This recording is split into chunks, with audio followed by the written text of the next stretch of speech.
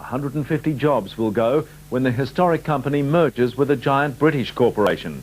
David Broadbent with the details. Shocked workers were still digesting the news that they'd all be retrenched when they met union officials at the plant this morning. After hearing the century-old factory would be shut down next year to facilitate a merger with a British company, workers appealed to Premier Jeff Kennett. You're not going to stop it, so you've got What's to try. The cost to Victoria? You've got to try and be a little more modern. Oh, you're going to be silly. Employment rate in Geelong, Jeff. Union officials want Mr. Kennett to lobby the Foreign Investment Review Board to block the takeover, but Mr. Kennett said he can do nothing. They are not going to change their mind, right? That is final, so you can make all the political points you want, but they're not going to change their mind. Oh, if that's the sort of fighting spirit that Jeff Kennett's got, I wouldn't let him coach the under-11 Little League team. Adding to the anger, Geelong Mayor Ken Jarvis, who said the factory closure would improve the area. We are sorry that they are going, but the reality of it is that if they are going, there will be a benefit to the residents in that area. Company officials say they did everything they could to save the factory, but a combination of obsolete technology and a worldwide glut of cement left them with no choice.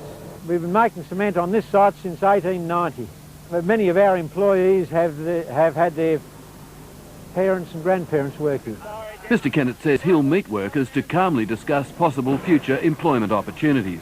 David Broadbent, National 9 News. Company. Workers who stand to lose their jobs confronted the Premier today, but he told them there was nothing he could do. It was business as usual at Geelong Cement today, but from December next year the plant will close. That's angered the company's 111 workers, who confronted Jeff Kennett during a visit to Geelong today. What's the unemployment rate in Geelong, Jeff? Thank you. The closure is a result of a proposed takeover of the company's owner, Adelaide Brighton, by the UK-based rugby group. Unions want the Foreign Investment Review Board to block the takeover and have called for the state government to intervene.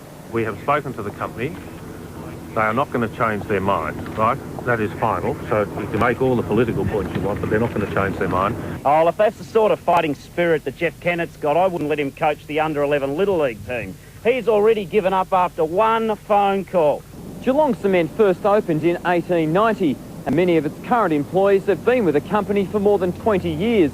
Management says it was forced to close its operations because of an oversupply in the local cement market, and it hopes to redeploy staff in other areas. I feel very sad about Geelong Cement closing, and I think the vast majority of our employees feel sad about Geelong Cement closing.